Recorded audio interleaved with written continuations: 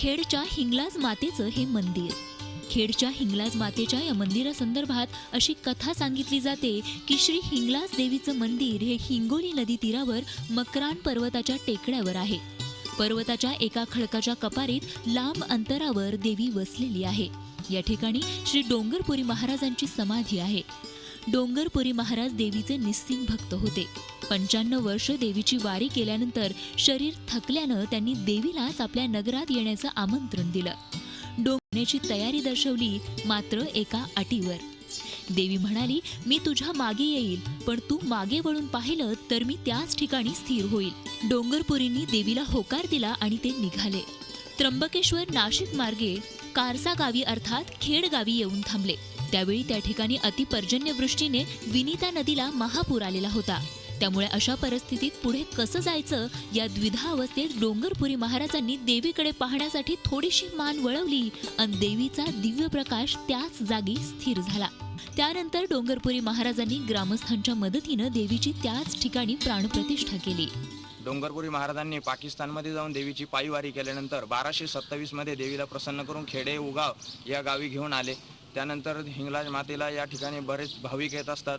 दशनाम गोसावी, भावसार, सिंधी समाज, त्यानंतर कोकणस्थ ब्राह्मण या सर्वांची 27 समाजाची हिंगलाज माता कुलदेवता असल्यामुळे या ठिकाणी बरेच भाविक येत असतात. या ठिकाणी नवरात्रामध्ये बऱ्याचशा गटी बसतात. विश्वस्त मंडळांनी त्यांच्यासाठी चांगल्या दर्जाच्या खोल्या वगैरे बांधून ठेवलेल्या आहेत. त्याचा उपयोग त्यांना चांगला होतो. हिंगलाज मातेचं हे मंदिर शके 1200 मधलं असल्याचं सांगितलं जातं. मंदिराची रचना साधी असली तरी आतील गाभाऱ्याचा महिरप हेमाडपंथी रचनेतील आहे.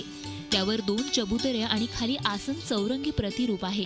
मूर्ती मूळ काळ्या पाषाणाला चिकटून आहे. ज्योतिर्लिंग स्वरूप हिंगलाज मातेला कपाळावर 3रा डोळा आहे. या देवीला 4 भुजा असून हातात चंद्र, सूर्य आणि त्रिशूल आहे, तर एक हात आशीर्वाद देतोय.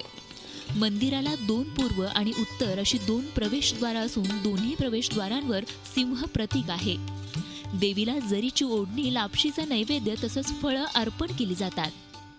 प्रत्येक सालाबादाप्रमाणे नवरात्र उत्सव मोठा साजरा होतो. 150 ते 200 लेडीज आणि 150 ते 200 जेंट्स असे गटी बसतात. आद्य शक्तिपीठातील एक पीठ असणारं खेड इथलं हिंगलाज देवस्थान एक जागृत आणि जाज्वल्य देवस्थान म्हणून परिचित आहे.